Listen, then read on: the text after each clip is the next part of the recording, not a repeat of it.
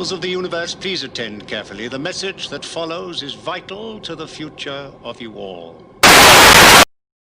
And what could that message be? What could that message be other than welcome to Video Vault? How are you, everybody? Thank you so much for joining us here in the Video Vault. It is dank, it is scary, it is lonely in the Video Vault. So I bring people in with me. To hold my hand, virtually speaking, because we are people that insist on social distancing. Before we do anything, can I ask you guys? Can you hit the subscribe button? Can you hit the like button? Can you hit the share button? And in case you forget, I'm going to ask you many, many times, as long as I don't forget, which I could well forget. Today we are discussing the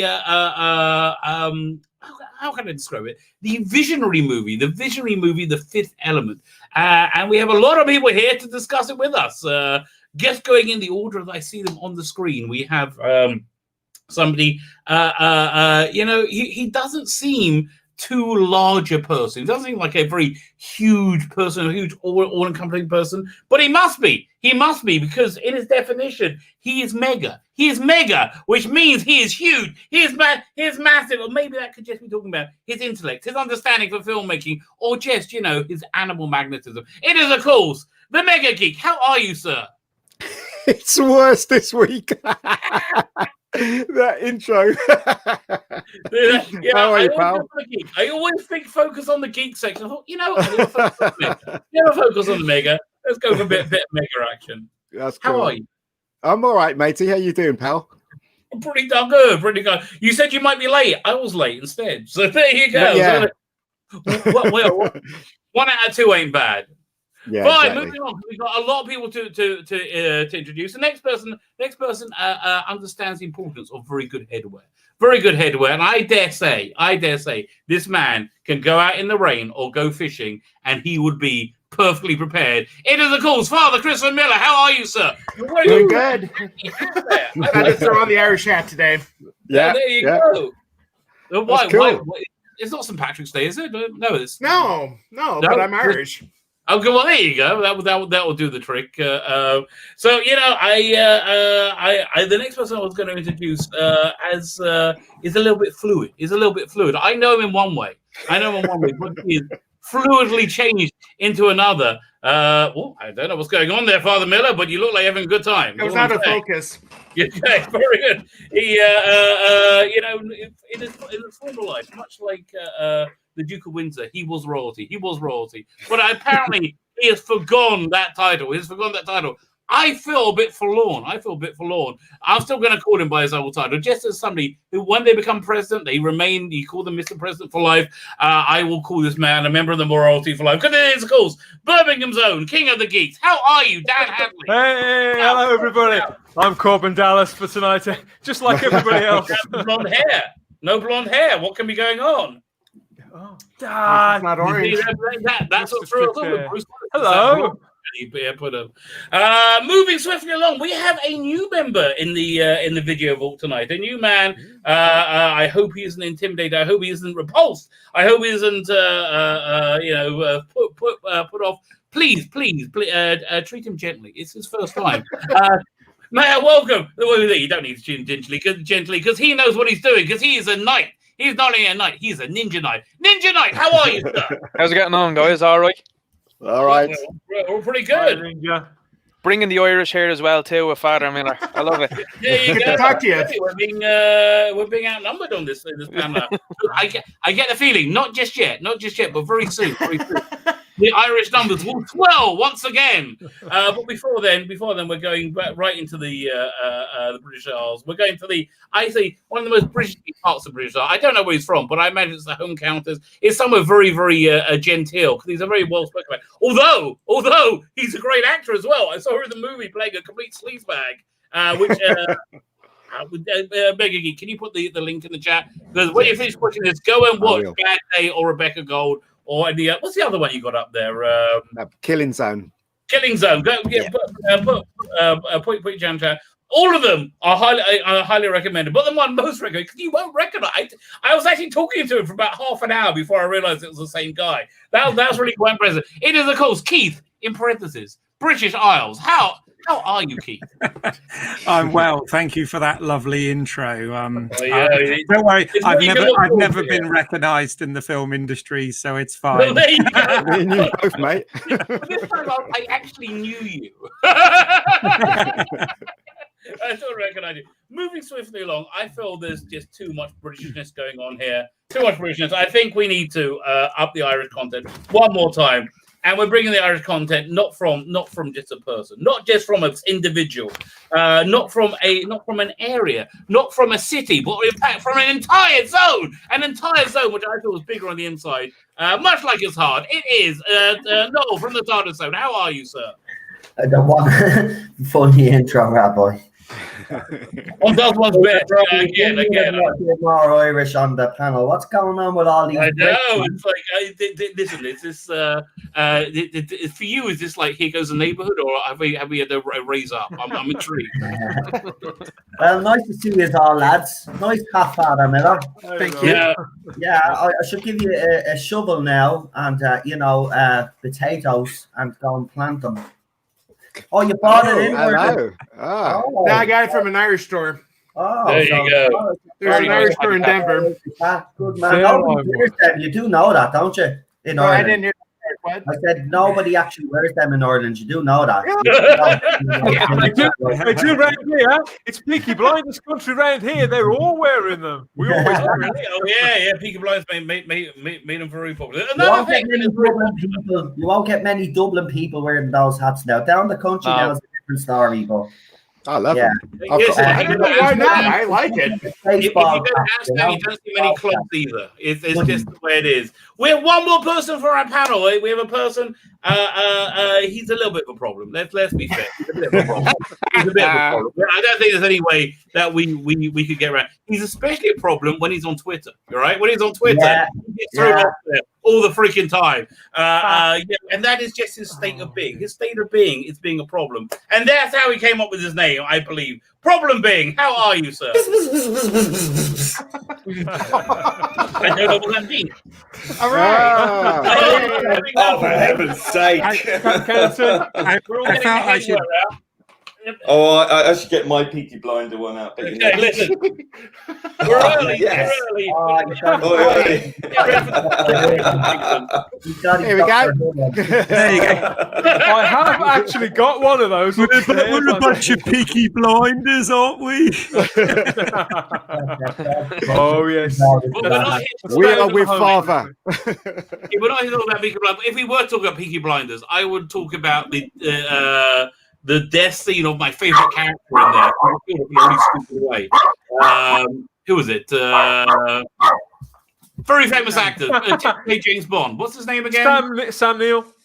No, Sam. The guy who's supposed to be the next James Bond, but probably won't be. Bronson. Idris Elba. Tom Hardy. Tom Hardy. When they killed Tom Hardy off of that show, just annoyed me forever.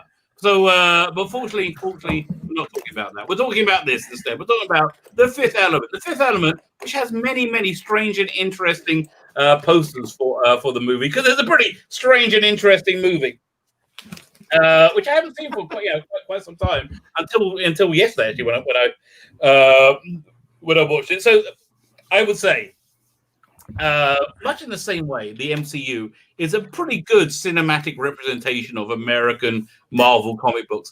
I think this movie is a pretty good cinematic adaptation of European, of like French comic books. It just felt to me that I was reading a Mobius comic turned into a movie, and I quite liked it for that. I have no idea what the panel feels about it. Let's just have a quick go through. Do we like or dislike? Go through the panel quickly. Mega Geek, start with you.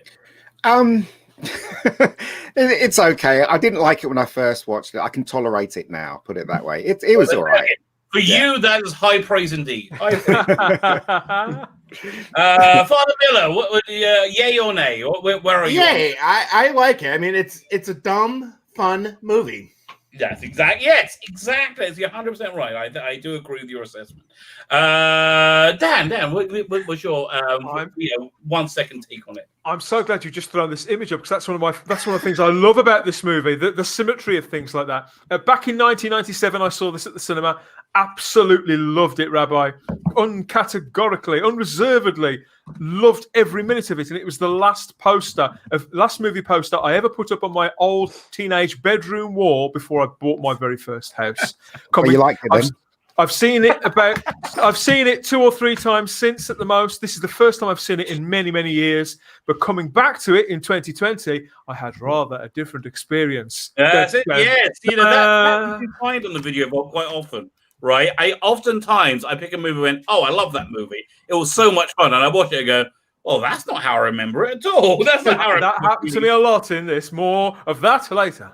More of that later. Moving along, Ninja Knight. What's your 1 second review of this movie? Yeah, I love it. I seen it when I was very young, and now that I'm a little bit older, I think I can appreciate an awful lot more that's within the movie, and particularly I like Bruce Willis as an actor. So overall, I love everything about the movie personally.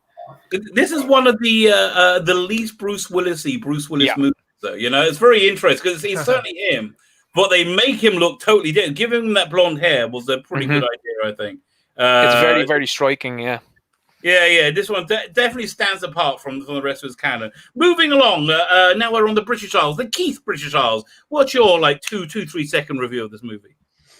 Well, you'll be very surprised, because I know you've often say to me about how I like everything and never criticize anything. I didn't enjoy this movie when I don't say that. I never said that. I said you're a very giving and kind person. You look on the positive wherever you can. You don't like everything. I mean, well, fair enough. Yeah, but you're not fond of murder and rape, things like that.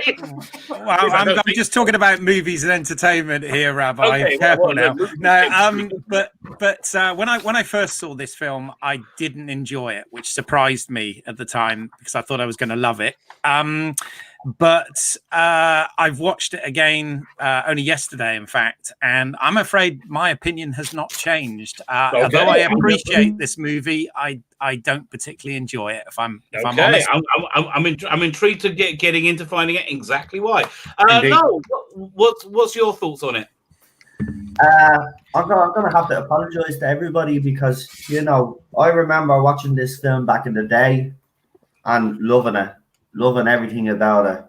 I'm older now, and I'm kind of thinking I had shit taste back when I was a teenager. This is wife is just had to say something there, and I agree.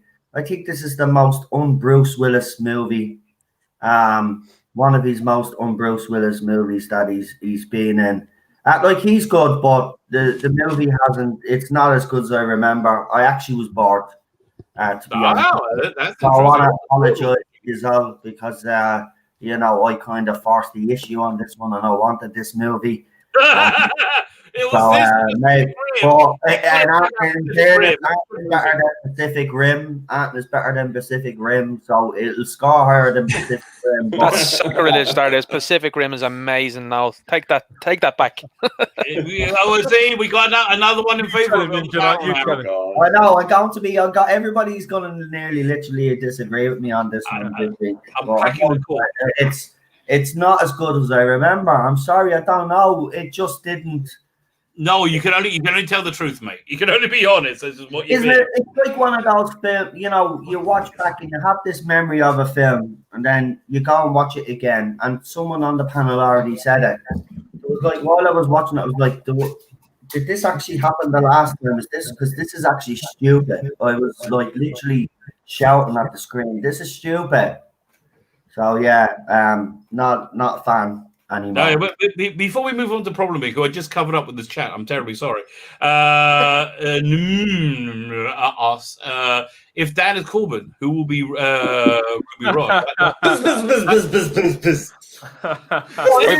are you talking about? It's ProblemBeing. ProblemBeing, you are now. How are you? ProblemBeing, what's your thoughts on this movie? I think it goes pretty much what you, Dan, and now Noel pretty much alluded to is that it was much better back in the day. I think it's very much a movie. Again, it's like another movie of its day. It's a very 90s movie, and I think that dates it quite considerably. I think it's got some great ideas in there, but the execution now obviously seems to have waned. The soundtrack is really jarring because it's of its time as well. I mean, there are some great bits in that's there. one of the things I really enjoyed while watching it, because it made me nostalgic. Yeah, there is that nostalgia. That late 90s. Yeah, it's got that kind of feel to it. I mean, that's the reason why it's still I don't know what it is, but I felt this movie could have stood the test of time. I was thinking this is a movie that will, even when it ages, we'll all be saying, yeah, that was a movie ahead of its time or whatever. But Lee is right. You can tell it's a 90s movie, and it does have that nostalgia, but it's not enough anymore, to be quite honest. You know what it is? It's like Hollywood keep trying to do that now. And now when we look back at certain movies, they're just not the same. It's just sick of all the nostalgia crap anyway. We should be moving forward. Yeah, I mean, it's a good piece of fluff. It's got some great bits in there with the diva and the action scene towards the end. It is very much a movie of two halves, I think, and the second half is a lot more sort of action packed and a bit more interesting. But I think the resolution at the end is the kind of typical Hollywood gizmo thing and the gadget thing that's going to save everything, and it's I thought the James Bond resolution where they're in the weird tube at the end. We got the MacGuffin, we got the countdown, and all that kind of stuff. Okay, I'll tell you, the only thing that really jarred with me in this movie, the thing that really like, and I remember at the time having the same question when the first time I watched it, when they kept referring to Mila, what's her name, Mila Jovovich, as the perfect woman. I was like, no, she's not. I mean, listen, I don't think she's unattractive, but I mean, she's not somebody I'm going to stop and stare at like everybody in this movie. I do get the feeling watching this. She was the big thing at the time, though, wasn't she? In the 90s, she was like the big top model. You know what? If you watch this back to back with The Professional, which I got to put in the video vault sometime, which I am convinced is a very I don't think I can say the word on this show. It seems to be like a movie in the same kind of vein as Cuties, because I get the feeling that Luc Bresson likes underage people in an inappropriate manner, and I think that's behind his out of control lust for Mila Jovovich, who looks kind of like a little boy or little girl, and then They were dating at the time and got married shortly after this. So right. They were married for some years. Interesting to note, the woman who's on the screen is actually was Luc Besson's wife at the time, who was playing Pavla Guna. Yeah, they divorced afterwards after the movie because he obviously, what happened was they sent letters to each other within that language that they made up within that movie. I think there was 400 words, I think, in the movie, and they start sending letters to each other, and of course then Luc Besson fell for her and broke up with the woman who plays Pavla Guna. And she was actually his wife at the time. So talk about being scorned on film, That's very awkward. Diva! Yeah. The fifth settlement. Yeah, they should have put Uma Thurman in. Uma Thurman would have been pretty good. Look, Rabbi, as far as I'm concerned, anybody who'd say that Mila Jovovich was like the most beautiful woman in the world has obviously never seen Perry and Doctor Who. That's very clear. Even I agree with that. Sorry, I don't think he goes in for people who look like they're grown up. I don't know how to say this. Again, if you watch, was it the Professional, which you can watch back to back with this. It to me it seems pretty clear that it was the girl. What's her name? Princess Amidala. What's her name again? Natalie Portman. Natalie Portman, who was like 14 at the time. That was certainly a sexual relationship going on with Jean Reno in that movie. And so, that makes this whole thing a little bit more creepy for me. What's interesting to note there as well too is France seemed to have a very different way of thinking, because even Emmanuel Macron, his wife is actually, I think, something like 15 or 16 years his senior, and she met him while he was in school. So that's just they obviously, creepy. That's just no, it creepy. is. It is, but they Yeah. obviously have a very different way of thinking, because I totally agree with what you're saying, that he does seem to like the younger individuals, but I think the way of thinking in France it's far different to a lot of other places. That's why Okay. cuties now is existing, you know? That's really well put, Ninja Knight. I don't think I'd have summed it up quite so eloquently as that. I don't think I would have done it quite as cleanly as that. No. Apparently, he went off and married, according to P.D. Rich, he went off and married Paul Anderson. Well, Mila Jakowicz, not the diva girl. Mila Jovovich is currently married to Paul W.S. Anderson, and they did all of those Resident Evil films together. So, Does she marry every director she works with? Well, it's probably the only way she can get some work. She never married me. Well, she's a very limited actress, but I mean, probably. Doesn't work with you yet. She's Resident Evil because she doesn't really have to do that. And it's like if you play the video game, the character that you're playing is kind of it's an interesting character, but very bland, if you know what I mean. Yeah. So, She's the same in Hellboy. She fits the profile perfectly. It's like Jamie Lee Curtis in the 70s when they kept casting her in horror movies because, she had a great figure. It wasn't for her acting talent. No. So anyway, the movie starts off, I think, with one of its strongest moments, which has Luke Perry in it, who was huge at the time, right? Yeah. Luke Perry was hot as hell.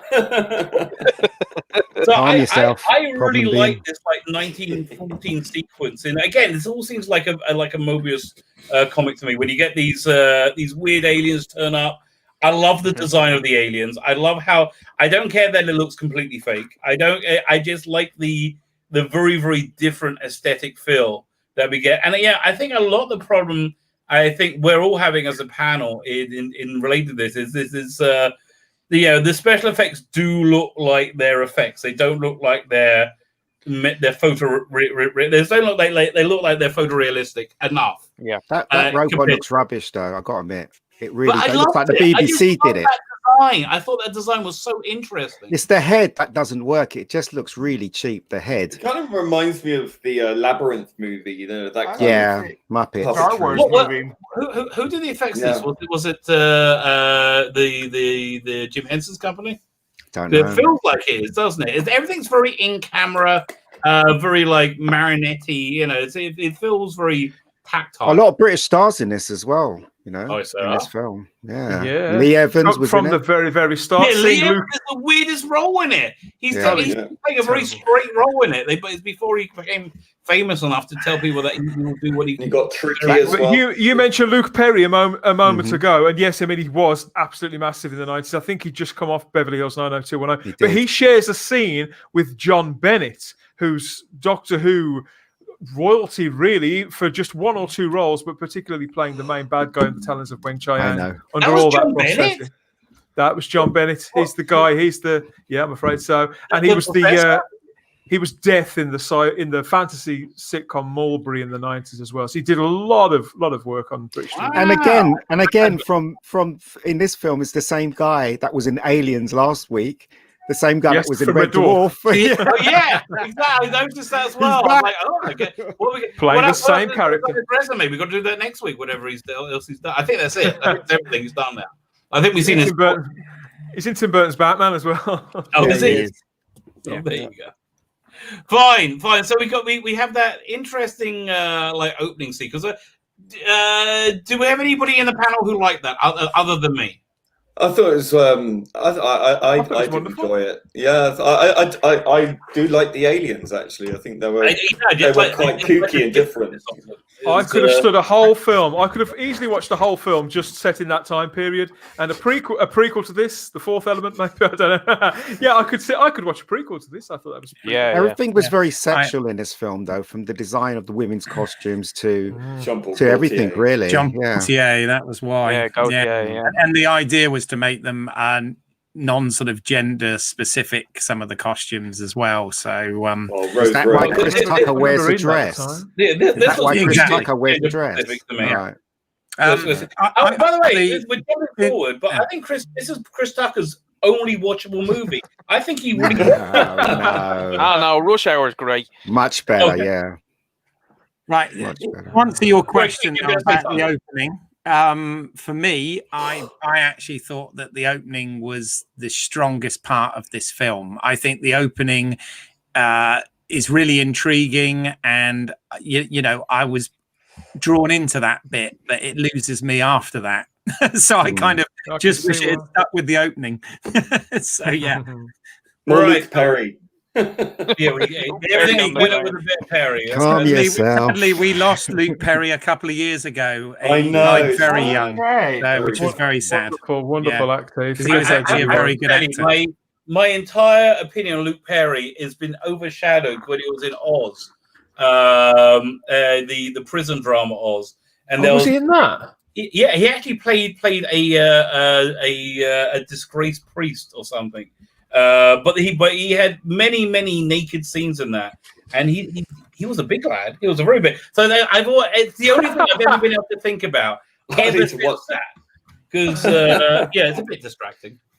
So yeah, sorry about it. So anyway, so we finished. We had the pre-type.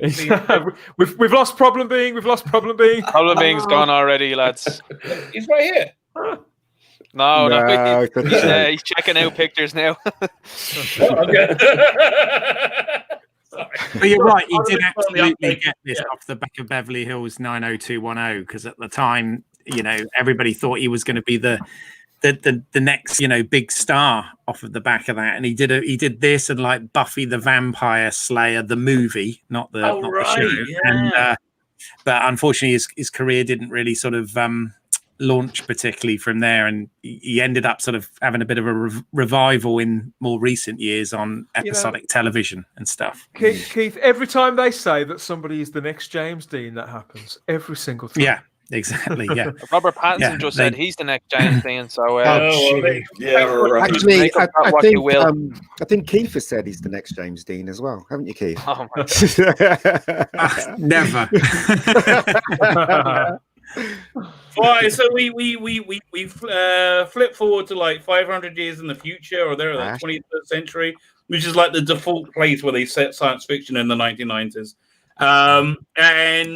Again, I like the depiction of future Earth. I don't think we got any pictures of it.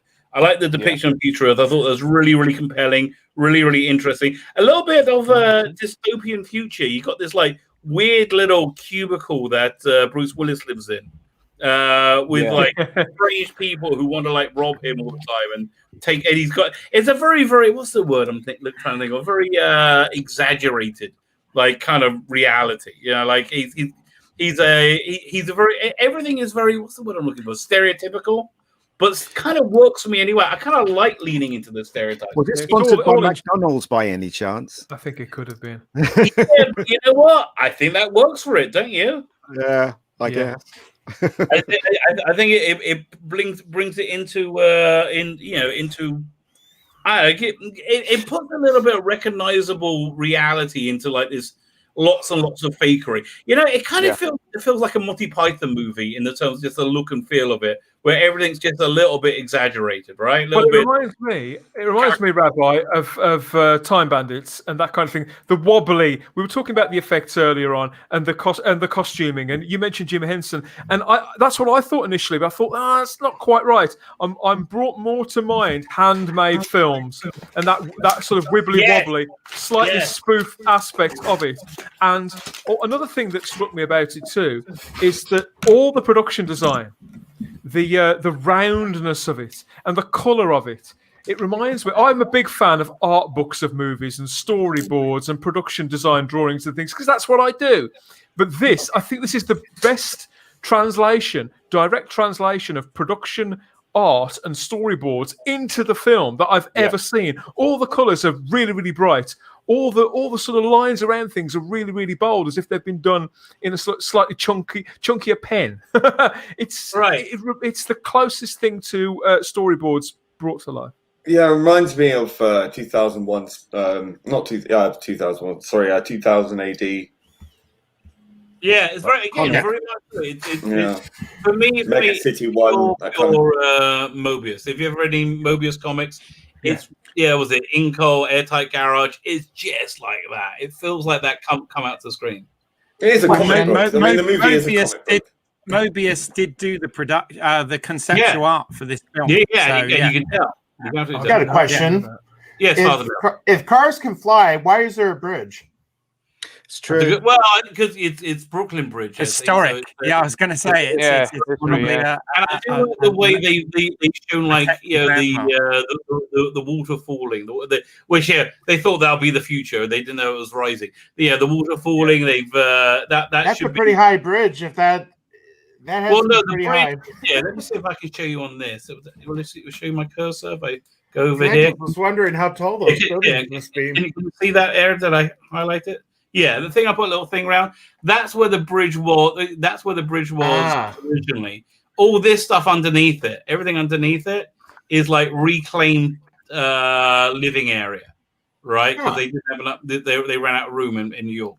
That's it. I just remember them talking about that in Starburst magazine or wherever I read it. Yeah, when the movie came out.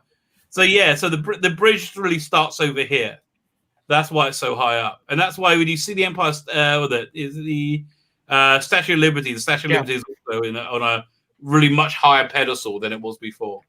Yeah, that's near towards the end, or middle to end part of the movie. Oh, that's when they jump into light speed. Yeah, that's right. So then I think the problems of this movie start coming out when we get into the plot. We set up the characters. Everything's very caricatured. What's his name? Dallas. Korben Dallas is his name. Korben Dallas. Yep. Korben Dallas is a very two-dimensional, stereotypical hero, action hero. Problematic. Marine. Sorry. He's toxic. Toxic. Problematic. Exactly. And which I just kind of liked it for. But then when we get into the plot, we have what was it? These weird aliens are coming back with the fifth element, and they get blown up by the main Mangalores, They're like the dog-headed guys. I should have a picture of them somewhere.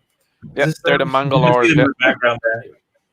Right. Yeah, they look like the dogs from Ghostbusters, don't they? Exactly, that's it. Yes. The demo dogs, yeah. So and they get blown up by them, and then the only the hand remains, right? Only the hand remains, which they're able to build out the super being, the fifth element from that hand, which turns out to be the perfect woman, which for some reason is Mila Djokovic, whose name I still can't say. And then she can't speak English. She escapes, and she ends up in Bruce Willis's taxi, falling through his ceiling to get to it.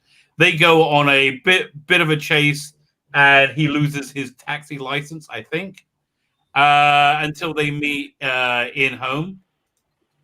And he says, "Go away." I think that okay, fine. So that's the beginning of the movie. Do we have any thoughts on this part of the movie so far? My favorite silly little things I love, like the cigarettes. You got he's smoking the cigarettes. He's got huge filter and a tiny bit of cigarette that they're selling. I can imagine that actually happening. And he has one match left because he's gone through them all, and that's quite important.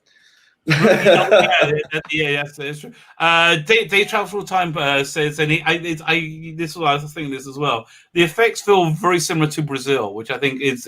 Well, there's actually a little because in his apartment he's got over his bed he's got like a little flag thing which says Brazil on it. So I think that may be a little homage. Yeah. It's very interesting when you look at this movie, though. Total Recall came out, 7 years beforehand, and there are it seems like there's similar sort of little elements in there, excuse the pun, but it seems like there's similar little kind of ideas in there where the action hero is this great guy and everybody around him, even though he's quite a two-dimensional character, every other kind of male character around him is a little bit of a wimp, or there's something going on with them that really proves that action hero status for Willis, I think, with this movie. And don't forget as well, he came off two very disappointing movies as well too, just before this, and it was supposed to be Mel Gibson that was offered this role. Really? I did not know that. Wow. Yeah. Gibson turned it down. What did he come off that flop? He came off, Billy Batgate and Hudson Hawk. Oh yeah, they tanked. They did very badly. They didn't do well, and then what happened was Luc Bresson was in an office, and Willis happened to call the office, and he said, "Look, are you interested in this?" And Willis was like, "Send me the script and let me see." But Gibson was the first choice, and Gibson turned it down because budgets were cut just before the movie, so they had to really. That's why you're only seeing like Ian Holm and Gary Oldman being pretty much the other two top stars in this movie, because everything else had to be really weaned down in terms of being able to have the budget for it, you know. All right, because I did hear this was actually just the first half of the movie. They were going to do the second half of the second movie called Mr. Shadow, right? Yeah. But it wasn't that it wasn't successful enough. Something happened that made it. I think they just got caught up doing other things. Was that it? I'll tell you one thing. I didn't like Chris Tucker's character at all. I didn't think he was funny. That's the problem. I think for me, he really worked. I liked him. He made me laugh. I thought he added a nice dimension to the gang that they made by then, right? You had Bruce Willis, Ian Holm, Neela, whatever her name is, and Chris Tucker. That was better. And then they all kind of like added something a little bit different. Yeah. I think without Chris Tucker in this, I think the kind of comedic element would have fallen a lot more flatter than it did. I quite liked his performance. I think it was really zany and over the top. It was really well edited, really well put together. The performance was quite sharp.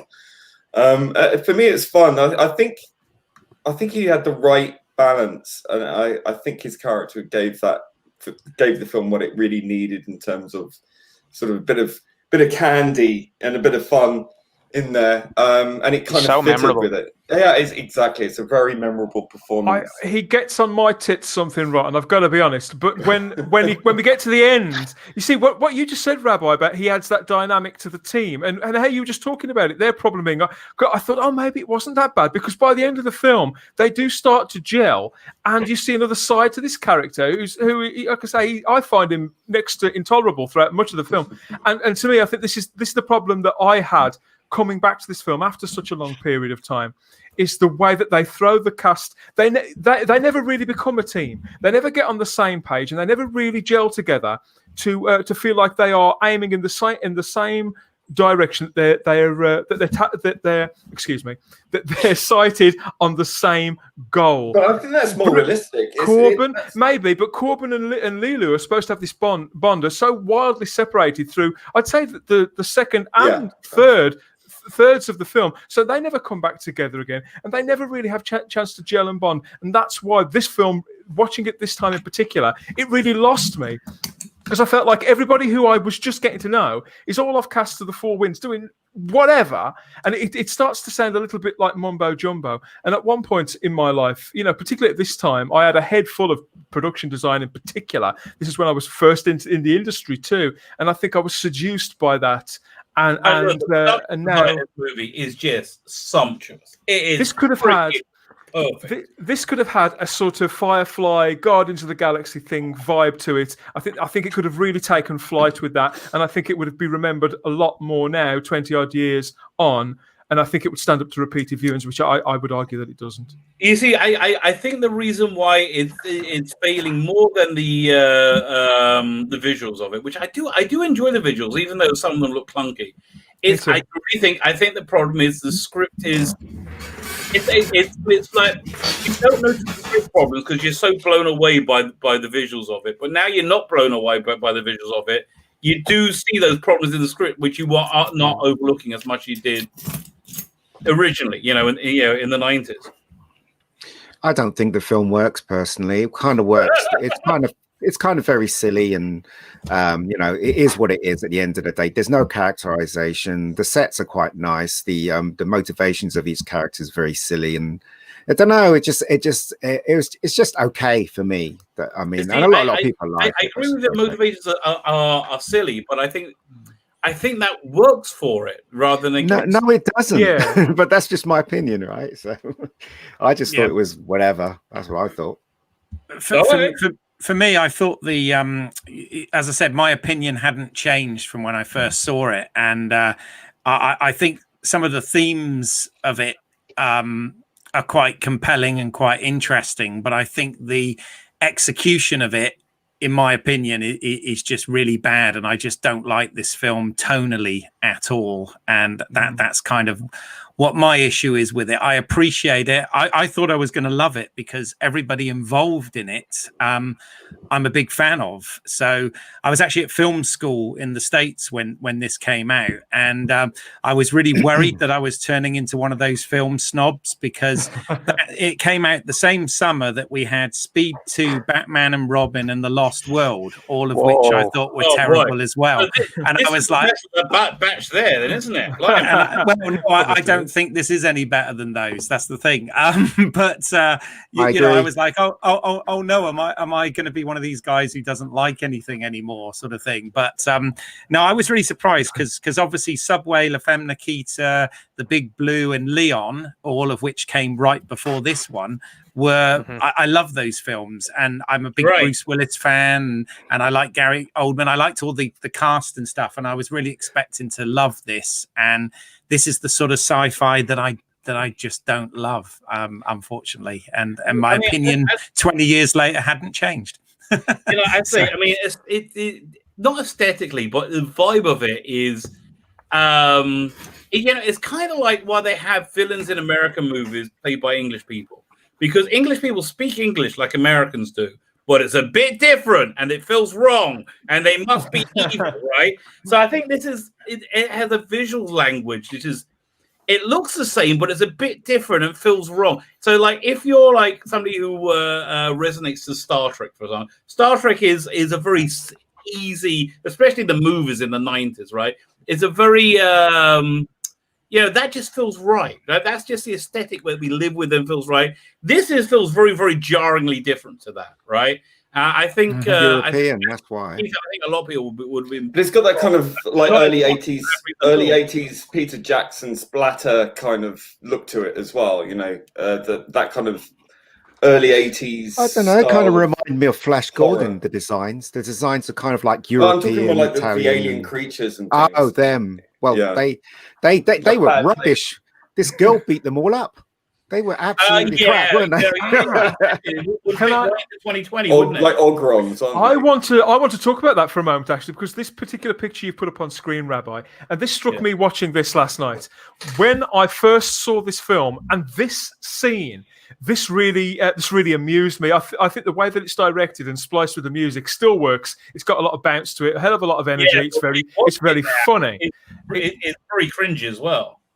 Well, at the time I liked it because did you notice how all the aliens like stood around and waited for them to be hit by? Yeah. At the time, though, I remember liking this because I was convinced by Lilu that she'd taken in all this information and she could now give these guys a bloody good hiding. And yeah, she couldn't speak English properly. I mean, she could learn martial arts, but she couldn't learn English properly. Yeah, but the novelty of seeing that on screen and seeing this tiny little girl kick these guys in the head and flip around and do all these other things at the time, that was really something different. And then I realized watching this last night, we talked about Star Trek Discovery on another show the other day, and how the lead character of that quite regularly beats up guys 3 or 4 times her size without barely breaking a sweat. And now it's commonplace. But I remember the sense of wonder in this, because it is completely ridiculous, and I think that's some of the joy. Some of the joy and some of the magic that this film's managed to hang on to. At least she's a super being, right? At least she's exactly. Whereas we've got normal women now. We're supposed to accept that normal women are 5'1". If you've been raised by Sarek, you can beat a bunch of people up. Yeah, no, exactly. Yeah, but the choreographing of the fights was really bad in this scene. Really bad. It wasn't like she was doing things that I thought it was really bad. If you look at it very carefully, cut punch. Well, it was directed. You know what I mean? It was really bad. Ian, it was directed. You know, they're very limited in what they can do. No, it could be, but I think it was directed like a music. Ian, sorry, it was directed like a music video and not a film. Exactly. That's my opinion. No, but I reckon the reason why they did it like that was because she couldn't probably do the kicks properly or the punches properly. So you can always tell when an actress or an actor can't do fight sequences, that they always cut punch, kick. They always do that. So maybe she couldn't do it properly, and that's what the editor, how the editor dealt with the edit. So. But it's obvious she didn't know how to throw a proper punch. Definitely, she probably knows how to do it now know after what? doing all those films, the Resident Evil films. But yeah, I don't think it was down to the editing, because again, you had the aliens like literally stand and behind her and wait to get hit accidentally. yeah, you're right. Yeah. For me, that was fine though, because it was just It's not fine. It's not fine. If they're there to kill her, come on, Rabbi.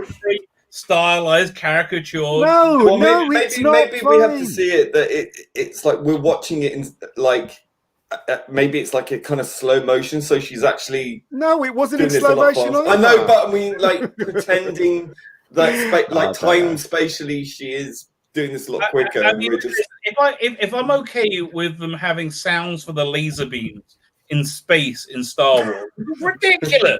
It's ridiculous. But if you watch a space battle with having a beep, beep, beep, it's boring. Yeah, I'm okay with things not being real. To present a point, to present. It's a comedy film. It's a comedy science fiction. You know, it can't be taken seriously, and I think you have to kind of work at suspending your disbelief, and it does trick you with a lot of visual candy to kind of. You know, promote Father that. Miller think we haven't heard from Father Miller yet. I already said I like this film. I mean, I don't intend to ever go out and buy the DVD. I would say the scenery reminds me of Blade Runner. Yeah, futuristic. Yeah, it's interesting you say that. Flying cars.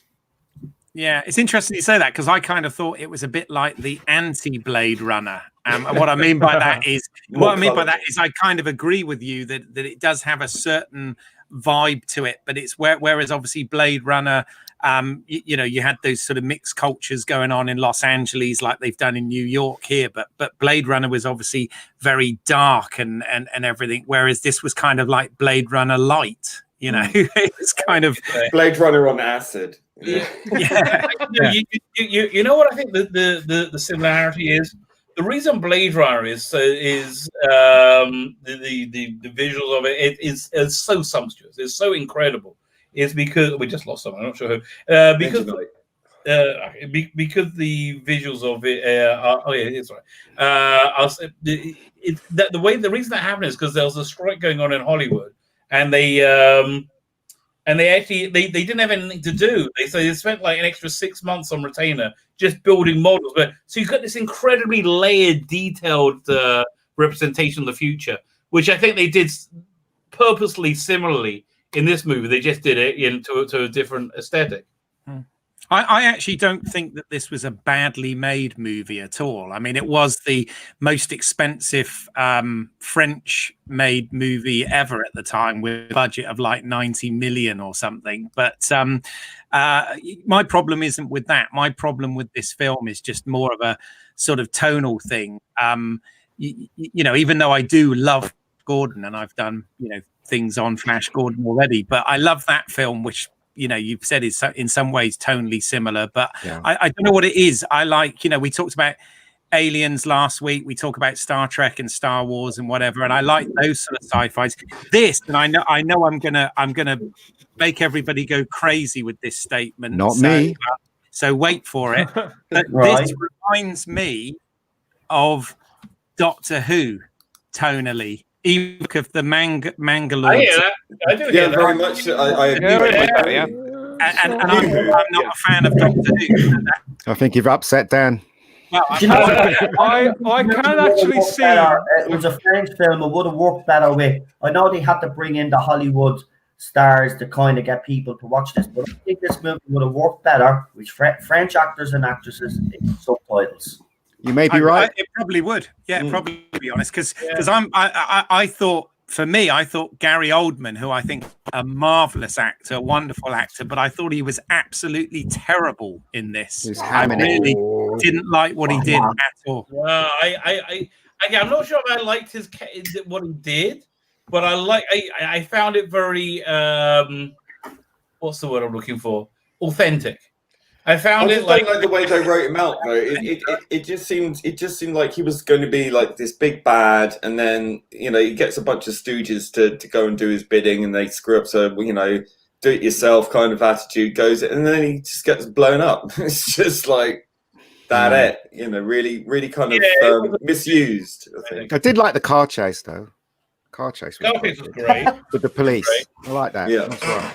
The crazy looking 2000 AD space police. I know. I think the visual effects on this actually won a BAFTA that year, and it beat Titanic, which was obviously sweeping up everything at the time. So this actually did win a BAFTA for best visual effects. And you know, as I said, I don't think there was anything wrong with the making of this film. I think that you know, the production design, the visual effects, all of that sort of thing work. I just for me, it's a personal thing. This just isn't my bag tonally, I'm afraid. Right. And I didn't enjoy it. Same thing with me. Ninja As Knight, well. let me ask you, what's your like 2 or 3 favorite things about this movie? Who did you ask that? Sorry, Ninja Knight. You can you hear me? Are you still there? Yeah, I'm here. Yeah. So, what are some things? Because we talk about people talking about things they haven't liked. What are the things that you really liked about this movie?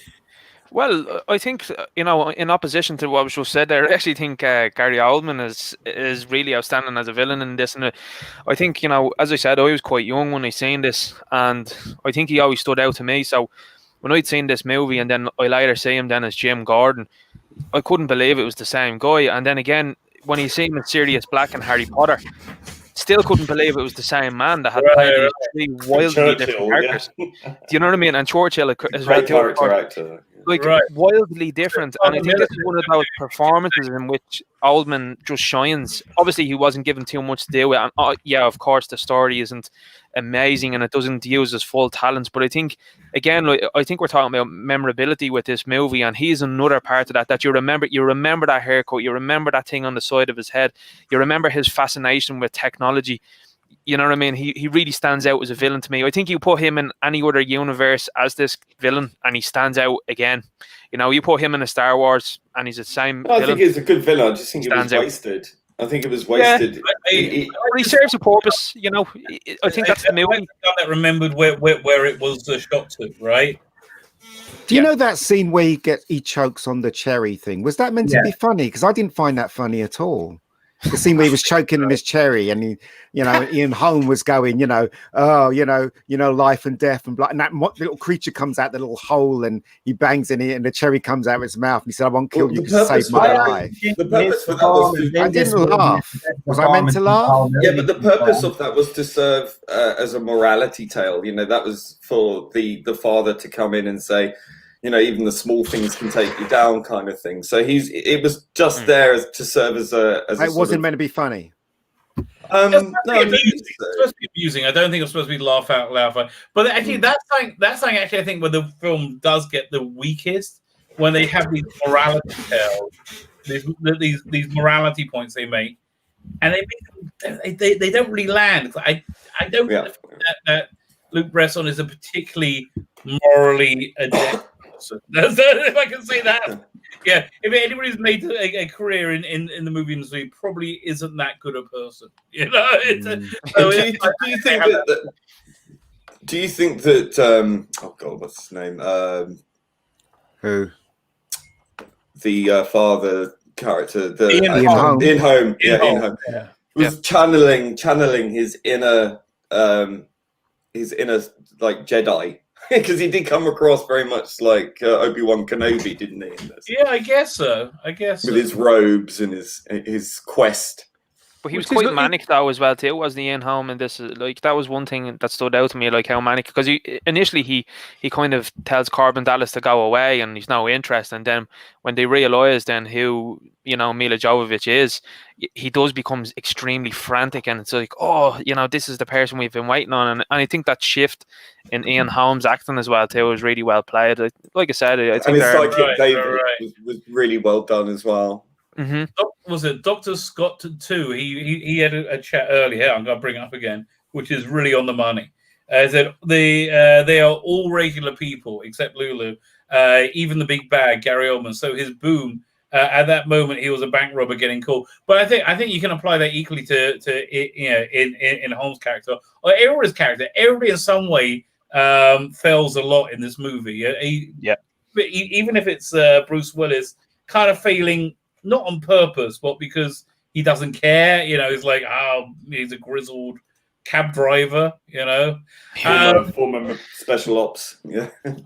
Former special ops who now collects everybody else's guns. I want to talk about this scene here, which apparently, again, I had no idea that was his wife. This scene, without this scene in it, this movie would not have been rewatchable. I think this scene is the thing that like cemented it in the What, the opera scene? Yeah. No, hate it. No, okay. No. Listen, It's dated now. This is one of the things that I loved about this movie. But watching it again, it actually annoyed me when she kept going, woo, woo, woo. Shut up, I just wanted to punch her in the face. Wow, that's visceral. But I've heard other well, she's an alien, so I'm not saying I'll go around punching women. She's an alien, though. But I've heard other opera singers doing this and doing it live, like even the bits where it's clearly been pitch shifted and all the rest of it. I've actually seen people performing this, even men. Doing this performance and doing the actual performance without any digital assistance whatsoever. It's incredible to watch. Incredible, yeah. Yeah, I mean, when it's done authentically, that's like wow, so it blows this out the water now.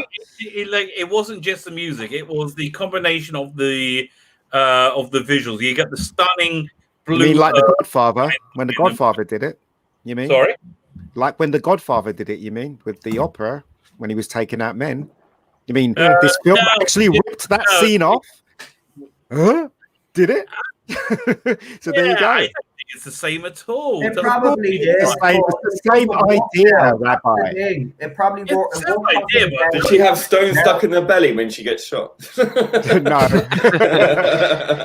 It's just how did she fit them in there? That's what I'd like to know. This film is not. It's not that at all. I like the position. When I first saw this scene, I was so bored. So bored. It's definitely a product of its era, its time. This movie, it doesn't age well at all. I agree. I'm being honest. Look, the first time I was falling a bloody sleep, man. I remember watching this. It just doesn't have the same impact I had when I was younger. And maybe it's because I am older now and I can see all the stupid little elements in it. And I just, I want these sci-fi movies to be kind of smart and intelligent, and this is far from it. Sorry, that's my opinion. How comes all the girls fancy Chris Tucker? I mean, all right, he's not ugly, but he's not the greatest looking fella in the world. No, and yet every girl falls. As well, and he's very funny. Every man is infatuated by Mila Jovovich, which I'm not. That's what I'm saying. That didn't make any sense either to me. Even when I was a kid and I saw it, didn't. I was like, she's got red hair and she's dirty. And when I was a kid, I remember that. I was like, she's dirty. She's got red hair. I know. I'm just saying. You weren't exactly a kid, were you? Bloody hell. I was a kid inside. My opinion on the scene, this hasn't changed at all. I still love this scene. I love the earth behind them, which I thought looked gorgeous. I like the opera house. They're in this like gorgeous opera house from what I like the look of her. The actress that played that character. Sorry? Who's the actress that played that character?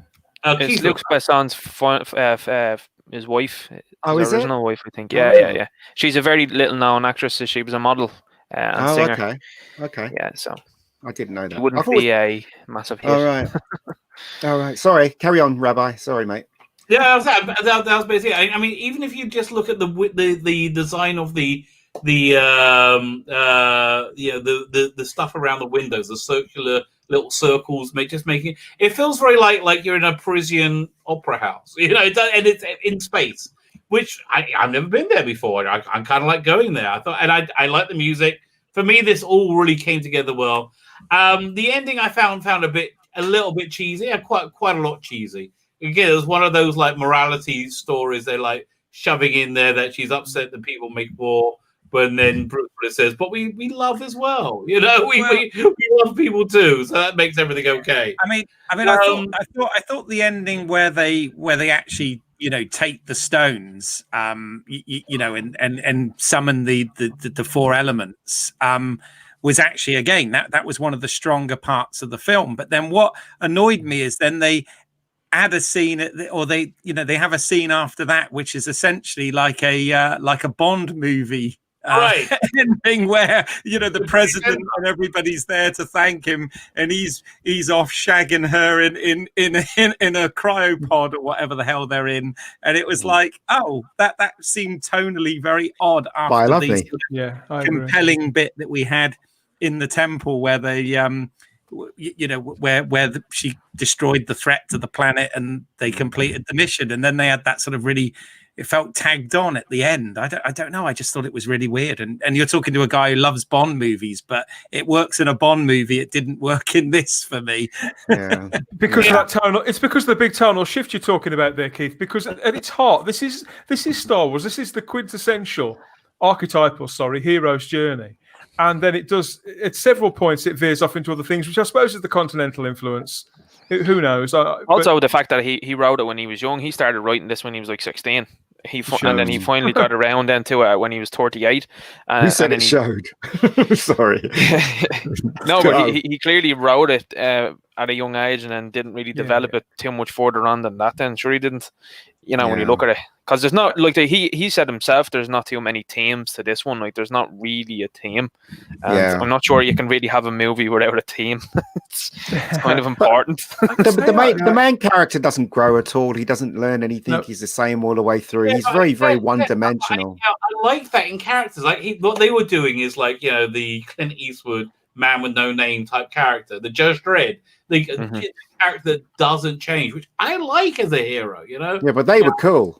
Well, the one character I have to say, for me, which was very sad, was as I was growing up and becoming interested in films and starting to watch international films and whatever before going to film school and all this sort of thing, I was a massive Luc Bresson fan. I was really impressed by him and the team he had around us and the sort of films he made. But this one, unfortunately, for me, was the sort of tipping point of his career where since this film, I've been less interested in everything he's done. Since. I think you're 100% correct. I think you're making a very, very good point. I was looking up his IMDb. I mean, Lucy a couple of years back was disappointing, right? And I was really excited for Valerian and the City of a Thousand Planets. That wasn't very good. It wasn't very good because I thought it would be like this. I was like, okay. It wasn't that bad. It wasn't that bad. It was okay. It was okay. Valerian and the City of a Thousand Planets. It basically revolved around a little cute space elephant that came, literally came gold coins. Like it ejaculated gold coins because it just seemed kind of like intense sexual thrill when it like put these like little bits of gold coins out. But it was actually that inspired a young Luc Besson to come up with this, wasn't it? Because he was a fan of those Valerian comics, back when he was a kid and whatever, and kind of inspired Fifth Element. So it's really weird because he's kind of gone full circle in some respects. That he's ended up doing a film that inspired him to make this film many years earlier. I'm going through his IMDb now. Pretty much everything after this was a clunker. You're absolutely right. He had the Transporter, which I didn't love, but that did okay. I don't like that jacket either that Bruce Willis is wearing. I don't think he directed it, did he? That jacket's awful. Yeah, it's awful. I don't know. Well, the one character I don't think it's been talked about yet, but the one character I really liked was his mother. I don't know. I hope this comes out right, but she sounded way too Jewish for him. I was just going to say, it's kind of like a Jewish Yiddish mother. She sounded like about the same age. What was it then? I should step into traffic or something. Was it that she said?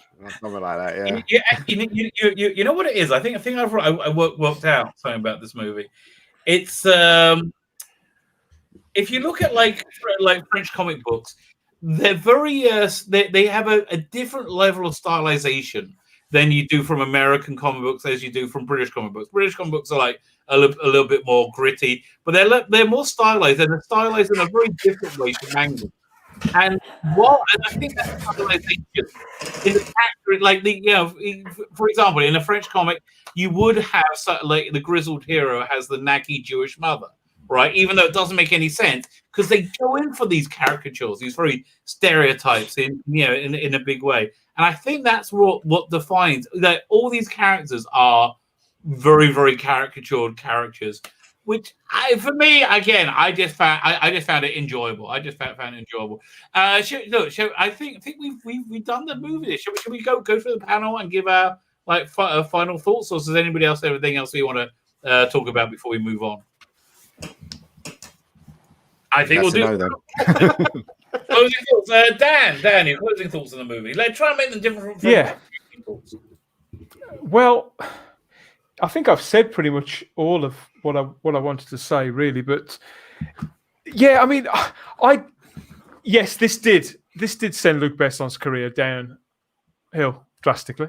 I haven't liked particularly anything he's done since I've watched them, and some of them I've enjoyed. But have I liked them? Have I cherished them? No. And that's a pity for somebody whose sensibilities were that much aligned, well, most of them, that much aligned with mine visually in the late 90s. I find that sad. It's a sad thing to realise. The film itself, as I said before, I mean, it's lost a majority of its watchability for me. I did struggle to get through this. There wasn't enough to hold my attention once the novelty of the visuals had sort of slid away, and I think that's down to character, an underwritten script, underdeveloped characters, and a story that was strangely, after a really great beginning. I agree with you what you said, Keith. That opening sequence is really engaging and very evocative and full of so much potential.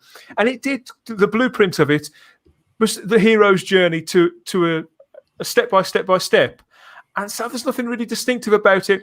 It looked arresting in the late 90s. Once that falls away, sadly, there's very little there to see, and it's a great shame. I'd say I'd label this as a very average sci-fi movie that's a decent pizza movie when you've got a few mates around. Yeah, that's fair. It's not necessarily a bad thing. It's not necessarily a bad thing, but it's putting it into perspective. But yeah, I'm glad I watched it. Yeah. Keith, closing thoughts. Yeah, I mean, I'm on a very similar page to Dan. I mean, I never liked it the first time round, and sadly, it hasn't grown on me, I'm afraid. Without wanting to sound all pretentious, I do think that Luc Bresson's non-English language movies were better, and he has gone on. I mean, he's done films since. He's done an awful lot as a writer and a producer of films since this. But in terms of his directing work, I do really think that this was a sort of strange turning point. And whereas I think some of the themes of this are interesting, it's just the execution of it. I don't like this film tonally doesn't work for me, unfortunately. I'm afraid. Sorry. But do you know what? I'm glad we did this though, because it made me. I haven't watched it probably in 20 years. Yeah. And so it made me actually sit down and watch it again, in 4K and all that sort of stuff. But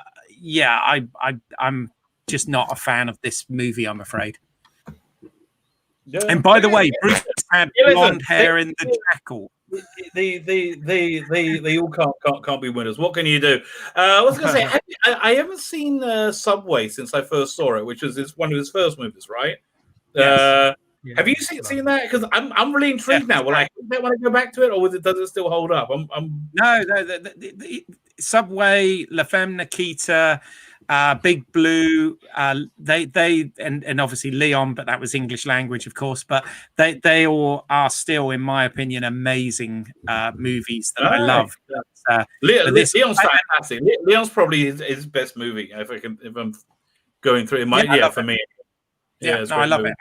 Absolutely. And by the way, I don't know whether you caught it, but Bruce Willis, he did sport the blonde hair in The Jackal, which is a wonderful film. Anyone's seen it?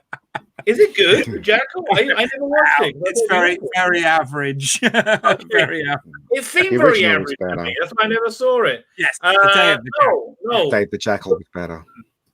No, what's your thoughts on your closing thoughts on the movie? Sorry for making people go through this. Sorry, I made it's this all your stuff up. fault. But Yeah, I don't want to say it. Martin is better than Pacific Rim, so No, wrong. Kelly, when we No. get to it, you might change your mind. here's me real honest opinion. Right, this movie to me is a product of its time. I think it would work better with an all French cast in English subtitles.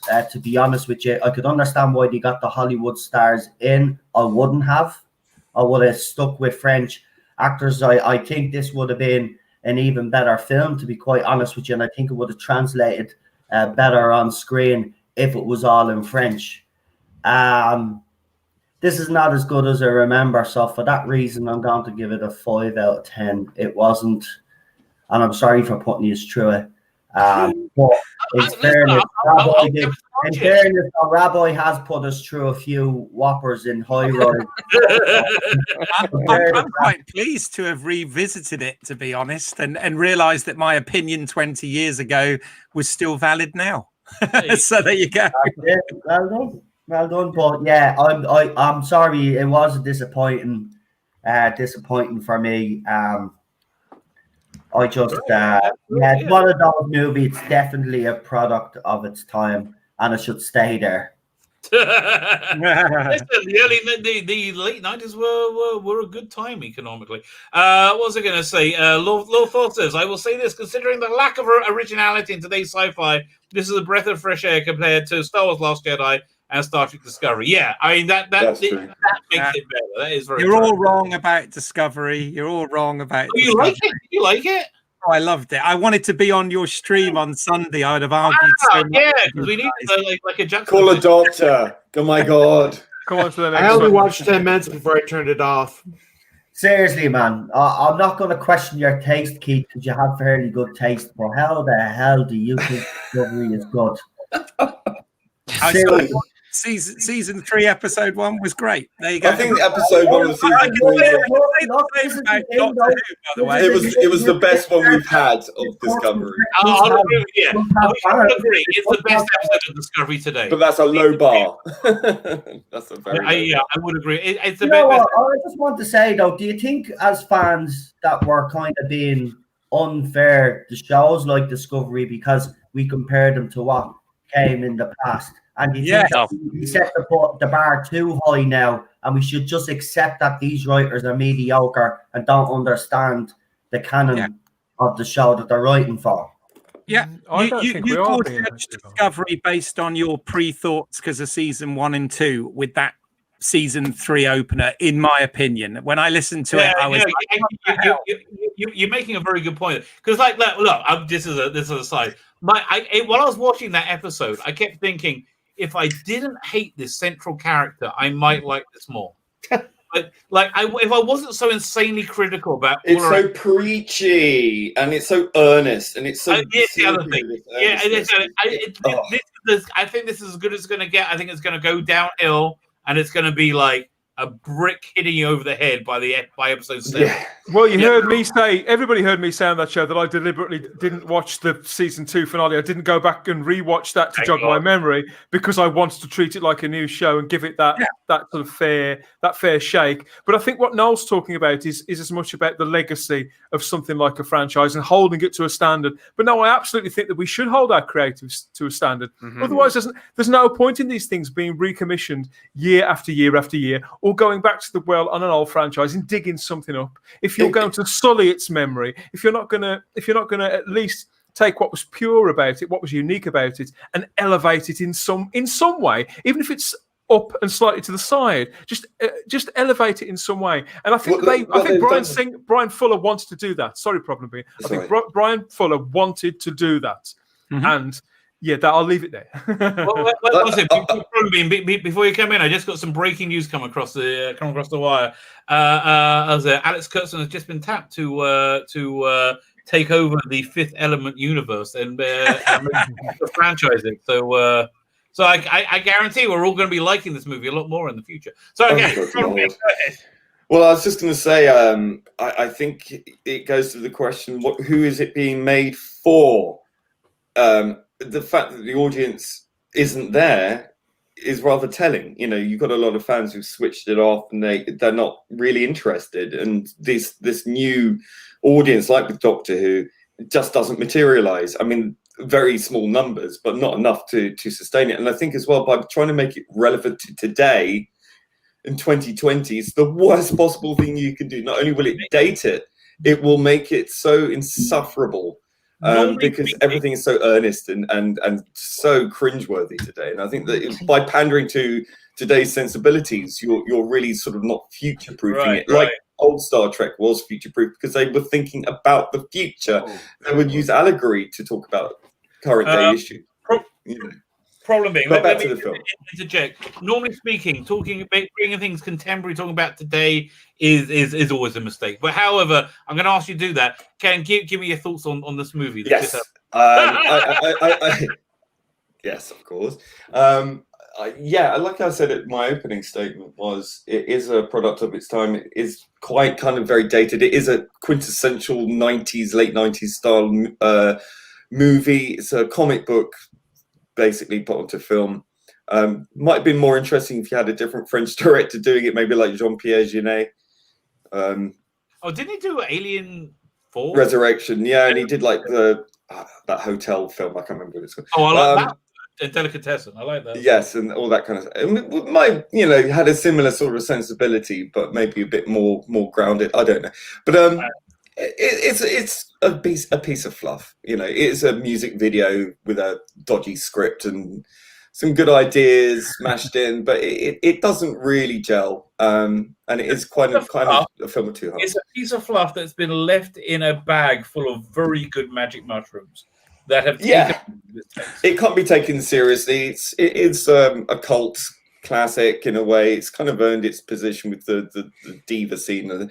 But again, it's dated, but it does have that member berries feel about it. So it does take you back to a better time. Mega Geek, 10 out of 10 for you, is it? Sorry? Mega Geek, 10 out of 10 for you, is it? No, look. Look, the film's okay. It's not brilliant, it's not great, and it's not bad. But it's just, I don't know. When I first saw it, I was bored.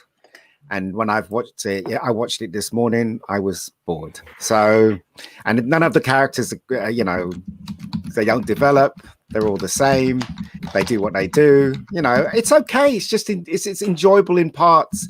It's dull in other parts. And at the end of the day, it's okay movie. That's all I can say about it, to tell you the truth. I'm not going to go in depth. Being very, very charitable. Speaking of being very charitable, somebody not adverse there. Well, like I said, as I said at the beginning, I found it to be a fun, dumb movie. I mean, if you want to talk about movies that have aged bad, I would say, as I probably said before, Men in Tights, Robin Hood, Men in Tights. Because I watched that about a month or two ago, and I mean, it's still good, but it's really aged. It's that humor. The humor's aged. But I mean, it's like Blazing Saddles. It doesn't. It doesn't feel as aged as Robin Hood. But I don't know. I enjoyed it. I mean, again, it's dumb, but I give it a 7. That's pretty good. And Ninja Knight, you get final word on this movie. What's your final thoughts? Well, just wanted to say, kind of final word as well too. But thanks to yourself, Rabbi, and to everybody on the panel. It's been absolutely fantastic to be talking about this movie, and it's great to see people retrospectively looking at this movie. I'm going to say that Noel is wrong in his opinion on the Pacific Rim. I love Pacific Rim personally. No, he's incorrect. Just a couple of things about the movie itself and Bresson. I think Bresson does get unfair criticism a little bit. I do like him personally with a couple of the things he's done, like the La Femme Nikita, and then particularly with Taken. He's responsible for Taken with Liam Neeson. You did Taken? Really? Yeah, it's written by him. Yeah, and then the characters. We haven't had Liam Neeson's chin in the chat. Liam Neeson's chin. He was here yesterday. But he's responsible for that, and obviously he does have a fascination with the same kind of idea, because he did do Valerian as well too, which is quite a very similar storyline, But ultimately, I like the movie, and I think going back on what was said earlier on, like the 1997 summer wasn't the best year of movies. I mean, it grossed just as much money as Spawn did, which is saying something because Spawn was considered an absolute flop. But like when you see that Face Off, Con Air, and Men in Black were also that year, you know, it was kind of a strong year in terms of film, but it does get a little bit bogged down. Yeah, so that's a good year of movies, you know. But it's a year of, like was said there, like of fluff. But ultimately, yeah, I'd give it a 6 out of 10 because I think there's a lot of memorable performances, and I think ultimately as a movie, I think personally it is kind of, you know, it is dated, but it's nice to watch. I think, you know, in retrospect and say, yeah, I remember that from a couple of years ago and we enjoyed it. You know, switch your brain off. Okay, so kind of a mixed bag this week. Yeah, it's always kind of interesting. You know, it's very rare that you know what the movie's going to be like, even if you've seen it before. May I just say, this was the best show I've ever done. What? This was the best show I've ever done. Okay. Another line from the movie. Come on, guys. Yeah. Context, ProblemBeing, context. Next week's movie, I'm giving you a choice, but not the choice you think of. It's gonna be one movie. I'm gonna give you a choice of one movie or one movie, but there's two different versions of it. I'm gonna let you guys choose from. Are you prepared to reveal next week's movie? As long as it's not Pacific Rim. Pacific Rim, yes, please. Oh, yes. Okay. Easy. This is tying into Noel's. I'm gonna say, what's this against? No, okay. I guess. Gonna win. We have a choice of the No, it's just this movie. We're just doing Empire Strikes Back, but we can choose the theatrical version or the updated version. What do we put? Theatrical. Do you want to see?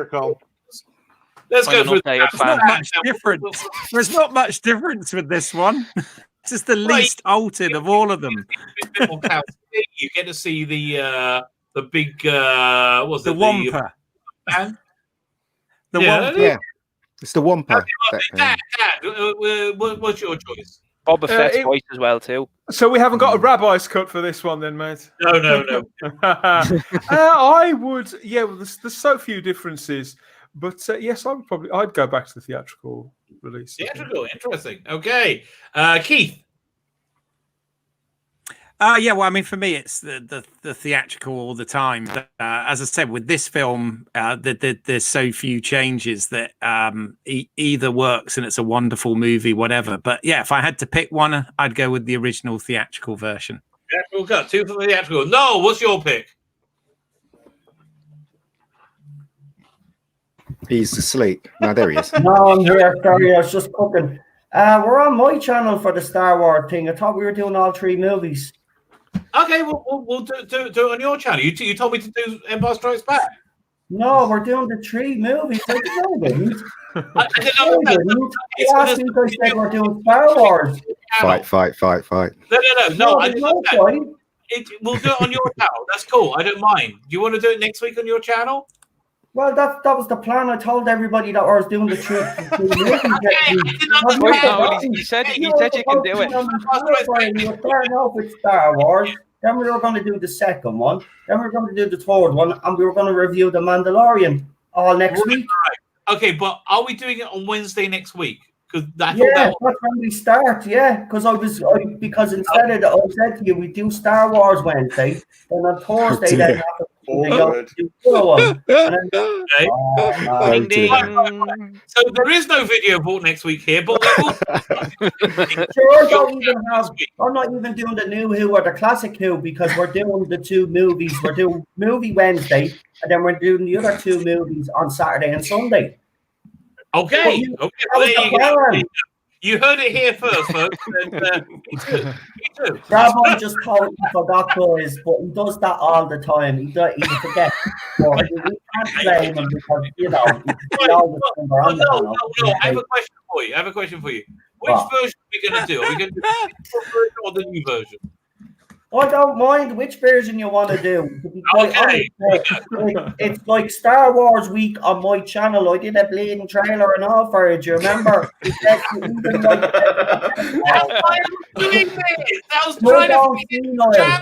don't see Noel like a certain presidential candidate. Oh dear. Okay. So you're all going to join me on my channel. Yes, everybody that's here. That includes Keith, Ian, obviously Father Miller, and the rest of you guys. Dan, you're all going to join me next Wednesday for Star Wars, yeah? What about me? I'd be happy Yeah, to. Korben said Be happy everybody to. on the Yeah. bloody channel. Hopefully they're here. I'm Are only you messing. all going to wind me up tonight or something? Yeah. I'm trying to be nice to you and do what you wanted. Yeah, and what I wanted was to do the 4 Star Wars movie on Wednesday, the second movie on Saturday, and the third movie on Sunday. Okay. So, Right, there's in the chat there. are we going to assume that everybody's going to join me for Wednesday at Yay! I'll be wherever I'm invited. The video next week. We'll be on those. Not No, we'll just call a movie called the Star Wars Edition, right? So, like, it's still a movie. Video Vault Star Wars Edition. Got it. And by the way, if anybody's interested, and it's, you know, I was expecting someone to say, but you can't get the original theatrical cuts anymore. Well, if you go to my channel, Movie Heaven, Movie Hell, sorry, not that one, Home Media Minefield, wrong plug. If you go to Home Media Minefield, and I do a review, because you can actually still get on DVD the original Star Wars theatrical releases. There are catches to it, but watch the review on my channel. There's and the you can buy despecialized versions, isn't there? Well, there's that, but there's also a completely legit available way to buy it. Yeah, I've got them upstairs. I've had them for years. So, sorry, I know that's a shameless plug, but it just seems relevant because of what we're talking about. Shameless plug. They all count. They all count. Channel. Can you put your channel link in the private chat so I can put it in the comments and the I can do that. I can put it in the comments for you. Don't worry. I hate to tell you, am a mod. We are the mods. Joining me on Wednesday. So I know, is everybody on the panel joining me on Wednesday? I'm in. Yeah. If you send me the link, I'll be there. Yeah. Good. Okay, brilliant, fantastic. Right, that's sorted now. Oh, now no. We have a Oh, suggestion. here we go again. What? Which cut? You can choose the cut, Rabbi. We have a Rabbi, you can choose the cut. You can choose the cut, right? You just choose the bloody cut. Christmas. Right? Save that for Christmas. Right. Listen, everybody apart from Keith's channel is in the chat, is in the show notes. I will put it in when I get it.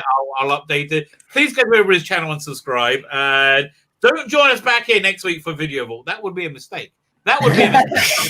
You want to have him on his phone. You don't want to get Video Vault. Oh my God, I'm not gonna. Oh, there you go. Video Vault Star Wars Edition on the Tardis Zone. Oh God, I love this show so much. Subscribe to my bloody channel as well as everybody else. Yeah, listen, all your cards, you know what I mean? Like, you know. Chaos. Yeah, Rabbi's trying to get the 2,000 subs that is nearly there, actually, guys. So if you haven't subbed Rabbi, sub to him. He's not that far away from 2,000 subs. I'm actually 50 behind them as well. So we're getting close to the 2,000 mark. So don't forget, if you haven't already subscribe to everybody, because there's plenty of fun to be had. Yeah, and can I do a shameless plug? I've now got my new YouTube channel up, which is finally displaying my my animation stuff, CGI stuff. So I'm available for hire. Yeah, it's Audred Audio Visual. So it's Audred, AUDRED. I'm not gonna remember that. Okay, I'll just. Okay, listen. I barely remember my kids' names right. I'm gonna remember. Oh my God. All right. Okay. I think with that, we're gonna have to. Yeah. Oh, by the way, just before you do go, me and Ninja Knight are gonna be on my channel. What's that crack? Yeah, that's what it's called. What's the crack? Yeah, it's called What's the Crack. It's about builders. Before we go, I have a great story in relation to that. The stream is probably not monetized because its title is "What's the Crack." But there you go. Make sure you spell it. Make sure you spell it CRAIC. You make sure you spell it CRAIC. I remember going to America before, and I was sitting. I got a cab back to the hotel, and I said to the taxi man, I said, "Look, he said, how did you get on today?" And I said, it was great crack. And he just looked at me. I've never seen a taxi man that's been more aware of me in the seat ever. And I was like, why is he looking? Only when I got out did I realise, he thought I was talking about drugs. But we're over there on the Tardis Zone, and I think Noel's going to be very upset with the whole Pacific Rim comments. That clearly triggered Noel, so we might not talk about Pacific Rim again. Dan, you got to plug our thing on Saturday. You know what? One of these days, Rabbi is just going to throw that movie out, and we'll have no chance to watch it. And then, do you know what's going to happen? I'm going to accidentally have a fall or something and be out for that week. They will have to keep doing it till you're there. When is What's the Crack on, guys? When are you doing that stream? We're going to do it. I have a set for 7:30, so a half an hour from now. So if you want to join, good stuff. Yes, I will have you on. Well, I'll have you on while I'm cooking my meal, so I can have a bit of your crack. The party never stops. The party never stops. I did want to drop a quick plug, if I may. I was going to say, Dan, do you have anything that you want to say other than your opinion of Noel's crack? Yes. On Saturday, we're dropping around Saturday afternoon, mid-afternoon sometime, the Spacebook Listed, which is our new flagship show over on the Spacebook. We dropped one episode a few days ago on the X-Files, which is myself and that guy down there, Ian David Diaz, with Samantha Joe from the Valkyries. We talked about the X-Files for 70 minutes. We did it all. We got to the truth that Mulder and Scully never, ever could. So that's already up there. But this Saturday, it's joined by the next episode of that show. It's the Spacebook Listed on E.T., the Extraterrestrial, everybody's favourite magical childhood film. And we got stuck into that. It was myself. It was Mr. Ian David Diaz again. This guy as well. Keith Ours is on that. And our friend Izzy. She was in fine voice too. Lots of different perspectives on that fantastic 1980s movie. And if I may make so bold, next week on the Spacebook on Tuesday, we're talking on Type 40. This is the Doctor Who strand. All you Doctor Who fans out there, if you missed the plug yesterday, we're talking K9 with Bob Baker and Paul Tams, the very custodians of K9 himself. All things K9, past, present, and future. We've got an exclusive Doctor Who universe-related reveal next Tuesday on the Spacebook. Don't miss it. Make sure you get that link out everywhere so we can share it as well. Dan. I'll be turning up. I'll be doing a circuit. I'll be plugging that on various streams. I'm going to have heard with a few people. See if I can get it plugged. I'm up for that. Let me give us a trailer. We'll put trailers out on our channel. Yeah. I'm working on artwork and stuff for it at the moment. So it's in the next few days. I'm going to pop up in other places. Hopefully, that's the plan. Sort of getting up the audience for that, because it's a big deal. You know, to be approached by Bob Baker. You know, he's legendary Doctor Who writer. Yeah. He's been around quite a long time. Written some of my favourite stories and created K9. And Paul Tams, I mean, he's done a hell of a lot too. So they should have a lot to say. Wow, looking forward to that. Fine. So you know how you did that. You know how you achieved that incredible guest. Because you're a man of decision. Unlike the people that make feedback. Because I just clicked end broadcast and they went, you want to do that? Really? You think that? They keep doing that to you, don't they? And I said, no, I'm not going to think it through. I said I'm going to do it. I'm bloody going to do it. So I clicked the end broadcast button. I'm going to click it again.